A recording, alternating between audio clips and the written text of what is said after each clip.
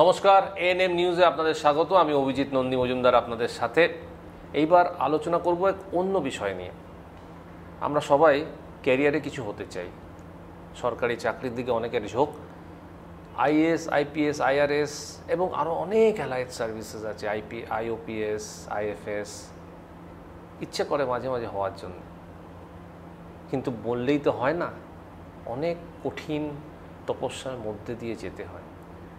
কিভাবে আমরা বা আমাদের বাচ্চারা প্রিপারেশন নেবে এই এক্সামের জন্য? চলুন আমরা সোজাসুজি চলে আসি সৌম্য পালের সাথে। সৌম্যবাবু নমস্কার। নমস্কার। সৌম্যবাবু হচ্ছেন Educrat academy, IAS preparation academy, IAS বলবো না, UPSC preparation academy, right.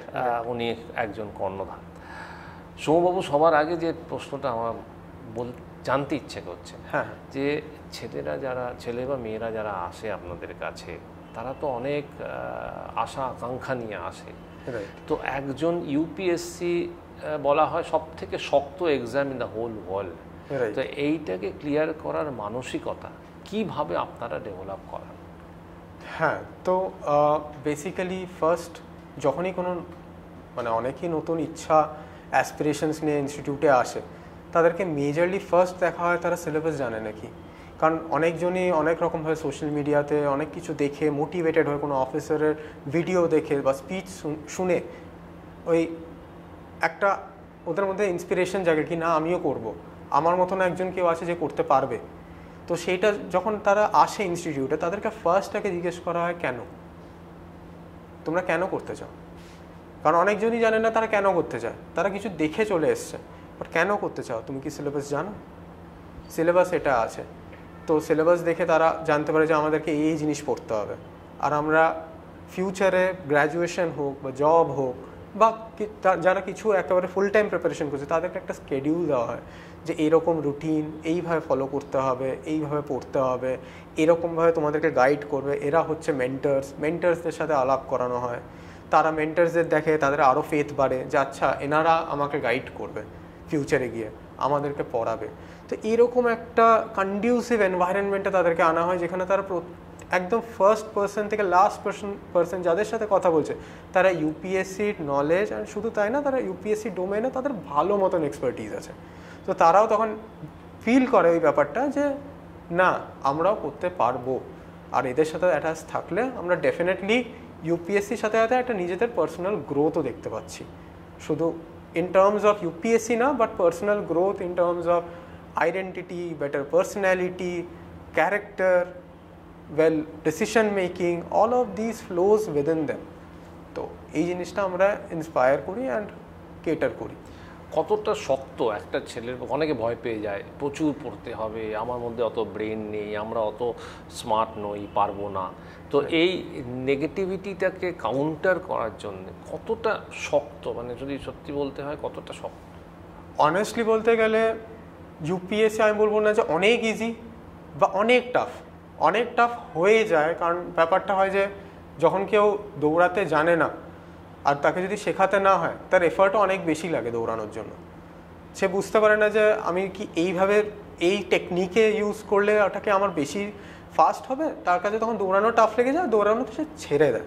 Similarly UPSC is the same way. UPSC is like a sports, যেখানে ক্যান্ডিডেট যদি এক্স্যাক্টলি না জানে ও কীরকমভাবে গাইডেন্স পাচ্ছে, যে কীরকমভাবে কোচড হচ্ছে, সে ঘাবড়ে গিয়ে ছেড়ে দেয়। সে বুঝতে পারে না যে আমাকে কীভাবে এগোতে হবে। তো আমাদের ফার্স্ট থিংস আমরা সবসময় ফোকাস করি তাদেরকে জানানোর জন্য যে সিলেবাস এইটা, এর বাইরে আর কিছু নেই, তোমাকে এর মধ্যেই পড়তে হবে, যা করতে হবে এর মধ্যে করতে হবে। আর এটাই হচ্ছে way of guidance for UPSC. লোকে অনেক কিছু পড়ে আর ভাবে যে everything under the sun is UPSC syllabus, which is very wrong. আর ছাড়া এটাও পড়ছে ওটাও পড়ছে আর জানে না কোনটা রং আর কোনটা রাইট। ফার্স্ট হচ্ছে রাইট ইনফরমেশন তাদেরকে ফিড করা, যে তাদেরকে কী পড়তে হবে। ভয়, হ্যাঁ, বাংলার একটা ভয় থাকে, বাংলা ইংলিশ, তো সেটারও একটা ফ্যাক্টর থাকে। ইংলিশ অনেক ডিপ ইংলিশ নলেজ দরকার নেই, অনেক ফ্যান্সি ওয়ার্ডস লেখার দরকার নেই, খুব সিম্পল ওয়েতে লিখতে হয় ইউপিএসসি। তো ইট ইজ ভেরি ইম্পর্টেন্ট কি তারা আগে জানে যে তাদের আগে যারা এখান থেকে ক্লিয়ার করেছে তাদের অ্যান্সার তাদেরকে দেখানো হয়, তাদেরকে বোঝানো হয় যে দেখো কতটা সিম্পল ওয়েতে লেখা হয়েছে। Is it something which you understand? কোনো একটা ওয়ার্ড লাগছে যেটা তুমি বুঝতে পারছো না, তখন তারা রিয়েলাইজ করে যে আচ্ছা না, দিস ইজ নাথিং নিউ, এটা তো আমি নিজেও লিখতে পারি। বাট ঠিক সময় লেখা, ঠিকভাবে লেখা, that is the duty of a mentor. যে কে কোচ করছে, কে গাইড করছে, দ্যাট ইজ ইম্পর্ট্যান্ট।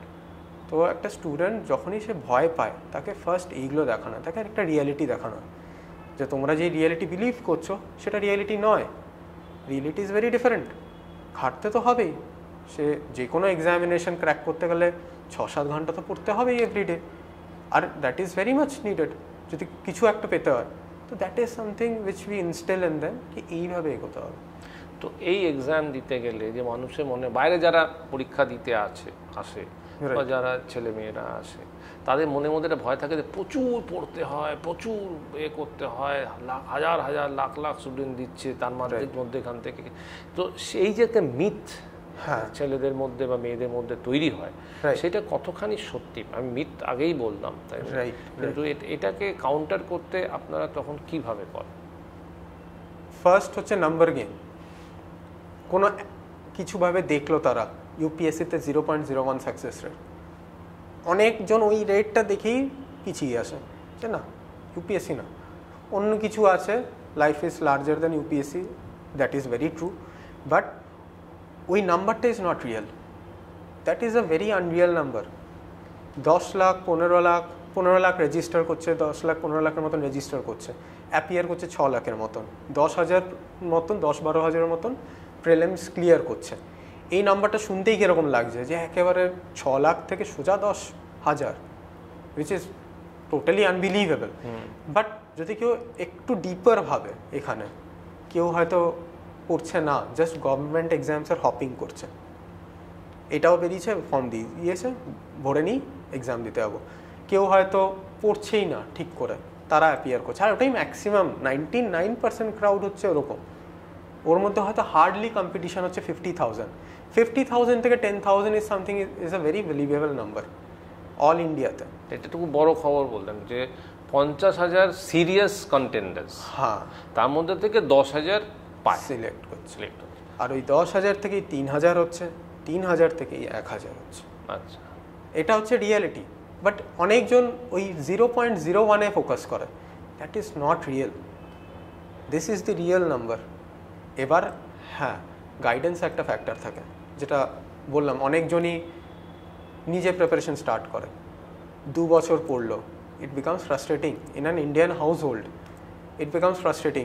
ঘর থেকে প্রেশার আছে, কিছু করছিস না, করছিস, জব কবে করবি, এইগুলো একটা প্রেশার থাকে মাথায় কন্টিনিউয়াসলি। এগুলোকে আমি বলবো না এটা আনরিয়েলিস্টিক প্রেশার, রিয়েলিস্টিক প্রেশার, এটা সবার মধ্যেই থাকে। আর তখন তারা ভাবতে শুরু করে যে না, maybe this is not for me. ও যে ক্যাপাসিটি আর প্যাশন নিয়ে স্টার্ট করেছিল, সেটার যদি একটা রাস্তা কেউ ঠিক দেখাতো, হয়তো সে কিছু অ্যাচিভ করতো। সে মিসগাইডেড হয়ে এতটাই দূরে চলে গেছে প্রিপারেশন থেকে, সে আর বুঝতেই পারে না ওখানে ফিরে কি করে আসবে। তখন তার কাছে ওটা আনঅ্যাচিভেবল একটা, মানে মাউন্ট এভারেস্টের জার্নির মতন লাগে, যে আমি কি করে করবো, সবাই তো উঠতে পারে না। এটা অ্যাকসেপ্ট করে সে গিভ আপ করে দেয়। ওইটাই, ওই জায়গাটাকে, ওই যে মনের মধ্যে যে একটা বাধা বা একটা ব্যারিয়ার, ওইটাকেই টপকে আসতে হবে। এবার প্রিলিমস থেকে মেন্স কতটা শক্ত? প্রিলিমস থেকে মেন্স, এটা হচ্ছে একটা বহুত মানে ডিবেটেবল কোয়েশ্চেন, যে কোন এক্সামের কোন স্টেজ শক্ত অ্যাকচুয়ালি, প্রিলিম শক্ত না মেন শক্ত না ইন্টারভিউ শক্ত। লোকে ভাবে ইন্টারভিউ শক্ত, যে আমি তো ওরকমভাবে ইন্টারভিউ দিতে পারবো না। ইন্টারভিউর ব্যাপারটা হচ্ছে তারা প্রিলিমস মেন্স ক্লিয়ার করে এসছে, তাদের এনাফ বেস আছে, নলেজ বেস আছে ওটা কাউন্টার করার জন্য। তো সেটা কেউ ভাবছে না, সে প্রথমেই নিজেকে আগে কম্পেয়ার করে ইন্টারভিউয়ের সাথে, so that becomes tough. Prelims is a very basic elimination technique, there is no play ground to write anything. It is if you know, if you don't know, if you don't, that মানে you can make a calculated guess, এরকম field থাকে। তো prelims definitely tough অনেকজন অ্যাসপিরেন্টের জন্যই হয়ে দাঁড়ায়, কারণ ওখানে কোনো স্কোপ নেই, আপনি জানলেন, না জানলে। এবার UPSC Trends the prelims is getting টাফার and টাফার every year. This year it was the cutoff was around 74, তো it is getting tougher. তো I would মানে we would say কি it ক্যান্ডিডেট টু ক্যান্ডিডেট এটা ভ্যারি করে, কারোর prelims বেরিয়ে যাচ্ছে, কারণ মেন্স বেরোচ্ছে না, কারোর মেন্স ভালো হচ্ছে, প্রিলিমস বেরোতে চায় না। মানে এটা It's a 19-20 mix, এটা 19-20 ব্যাপার। তো এটার জন্য বেস্ট হচ্ছে ইন্টিগ্রেটেড ওয়েতে পড়া, দুটোকে নিয়ে একসাথে চলা। অনেকজন ভাবে আমি মেন্স করলে প্রিলিমস হয়ে যাবে, নো, প্রিলিমসও করতে হবে, মেইনসও করতে হবে, যেটা যখন দরকার। প্রিলিমসের আগে প্রিলিমসের পড়া, অনেকজন আছে প্রিলিমসের আগে মেইনসের পড়া করছে, তাদের প্রিলিমস কী করে বেরোবে? প্রিলিমস আর মেইনস দুটো একসাথে পড়ার একটা আপনি করছেন, সাজেশন দিচ্ছেন, রাইট। ওটাই আসল ব্যাপার। ওইটা করতে পারলে এক ধাপ এগিয়ে যাওয়ার সম্ভাবনা থাকবে। কারেক্ট। এবার আমি জিজ্ঞেস করছি ইন্টারভিউ, রাইট, ইন্টারভিউতে এসে অনেকে ছিটকে যায়। ইন্টারভিউটার জন্য প্রিপারেশনের জন্য আপনারা কিভাবে তৈরি করেন? ইন্টারভিউর প্রিপারেশনটা মেজরলি অনেক মক্স হয়। তো ক্যান্ডিডেটরা after they clear prelims they have to fill up a form, DAF form. ড্যাফে নিজের সব ইনফরমেশন দিতে হয়, নিজের হবিজ, নিজের অ্যাক্টিভিটিস, এক্সট্রা কারিকুলার কী আছে না আছে সব দিতে হয়। তো এইগুলো সব ডিটেল ডিসকাশনস হয় আমাদের এখানে, মানে নিউমারাস ডিসকাশনস অন ড্যাফ, কি ড্যাফ থেকে কী কোয়েশ্চেন জিজ্ঞেস করতে পারে, সে অ্যাড্রেস থেকে হোক বা মানে কোনো গলিতে যদি থাকে, গলির নাম হচ্ছে বিদ্যাসাগর স্ট্রিট, তো কী করেছে। তো এই সব ডিটেল ডিসকাশনরা আমাদের এখানে মেন্টার্সরা করে। তো মেন্টার্সরা একটা স্টুডেন্টের সাথে অনেক ডিপ ডাইভ করে। আমার মনে আছে যারা এই বছর অ্যাপিয়ার করেছে, যারা ইন্টারভিউ অ্যাপিয়ার করেছে এখান থেকে, যেরকম সাইমা আছে, পারমিতা আছে, আশিস ব্রত্যতি, এতে সবার সাথে বসে বসে একদম ডিপ ডিসকাশন হতো ড্যাফ নিয়ে, তার সাথে মক ইন্টারভিউ। তো মক ইন্টারভিউ আর এগুলো করতে করতে ওরা অনেকটাই কনফিডেন্ট ফিল করে যে এইবার আমাদের ইন্টারভিউর কোনো স্কোপ নেই, যে কোনো জায়গা থেকে জিজ্ঞেস করতে পারে, বাট ড্যাফ থেকে যদি কেউ জিজ্ঞেস করে we are totally confident about it. কারণ তারা কারেন্ট অ্যাফেয়ার্স থেকেও জিজ্ঞেস করতে পারে। It's about how you tackle the question, even if you don't know, how honest it can be, how your body expression should be, how you can counter the question in a proper way without offending someone else, or giving the accurate information in the best possible manner. তো এইগুলোই basically আমাদের এখানে discuss করা হয়। তো আমরা এখনো পর্যন্ত দেখেছি খুব কম সংখ্যায় মানুষ এই রিজিওনাল এরিয়াস থেকে তারা পায় বা তারা ইউপিএসসি ক্লিয়ার করতে পারে, তাদের এটা খুবই সবাই বাইরে গিয়ে, আপনারা যেটা চেষ্টা করছেন যে দিল্লি না গিয়ে অন্য জায়গায় না গিয়ে এখান থেকে পড়াশোনা করে যাতে ওরা ইউপিএসসি ক্লিয়ার করতে পারে, সেটাই আপনাদের প্রচেষ্টা, এটা আমার মনে হলো সব ব্যাপারটা বুঝে। তো এই ব্যাপারে অবশেষে আপনি ছাত্রদের জন্য যারা ইউপিএসসি দিতে চায়, বসতে চায়, তাদের মনে দোনো আছে আমরা দিল্লি যাব কি এখানে করব, দিল্লি থেকে করব না এখানে, তাদের জন্য আপনার কি বার্তা, আপনি কি বলতে চান, আপনার মেসেজটা? আমার ফার্স্ট মেসেজ হবে যে আপনি যেখানেই যাচ্ছেন, রিজনাল ইনস্টিটিউট হোক বা দিল্লি হোক, ফার্স্ট কি তাদের টপারদের সাথে কথা বলুন, তাদের ক্লাস করুন, তাদের ওখানে কাউন্সেলিং সেশনে যান। ফার্স্ট হচ্ছে এই পার্টটা আপনি করুন, নিজে স্টাডি করুন, see if it is okay for you or not. আমরা এখানে ওটাই মিথ ব্রেক করার জন্য এসেছি যে দিল্লি, নো মোর দিল্লি। আমরা আছি, কলকাতাতেই আছি। আপনাকে বা কাউকে, কোনো স্টুডেন্টকে দৌড়ে ইয়েতে যেতে হবে না, দিল্লি যেতে হবে না প্রিপেয়ার করার জন্য। এখানেই ওই লেভেল অফ গাইডেন্স কলকাতাতেই দেওয়া হচ্ছে, at the heart of Kolkata, the city of joy, সেখানেই দেওয়া হচ্ছে। তো সেখানে এসে আপনাদের সাথে কথা বললে আপনি বুঝতে পারবেন যে কোনো ডিফারেন্স ওরকম নেই। 500 জনের মধ্যে বসে একটা স্টুডেন্ট সবসময় গাইডেড নাও ফিল করতে পারে, সে কনফিডেন্ট নাও হতে পারে কোনো কোয়েশ্চেন জিজ্ঞেস করার জন্য। আর উইচ ইজ ভেরি রিয়েলিটি, একটা 500 জনের ক্লাসে যে একটা স্টুডেন্ট বসে থাকে, খুব tough to ask question to the mentor. স্টুডেন্টের একটা ডিসকানেক্ট তৈরি হয়ে যায়।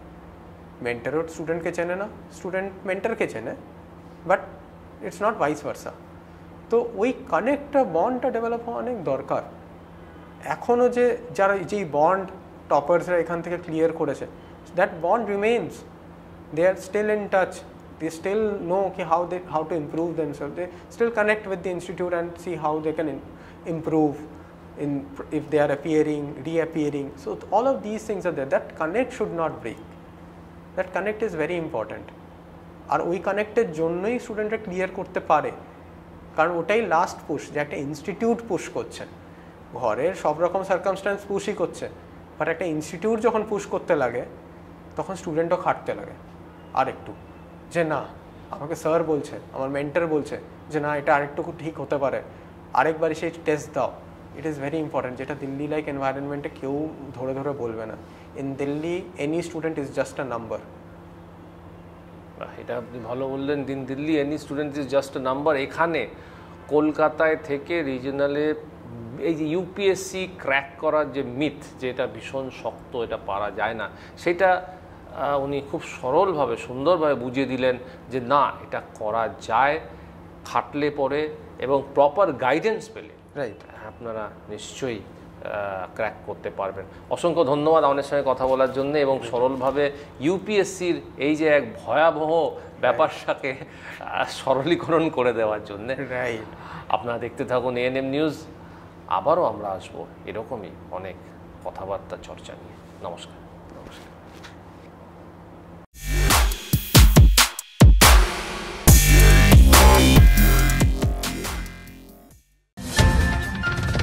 और खबरों के लिए सब्सक्राइब कीजिए एएनएम न्यूज़, बेल आइकन दबाकर रहिए सबसे आगे।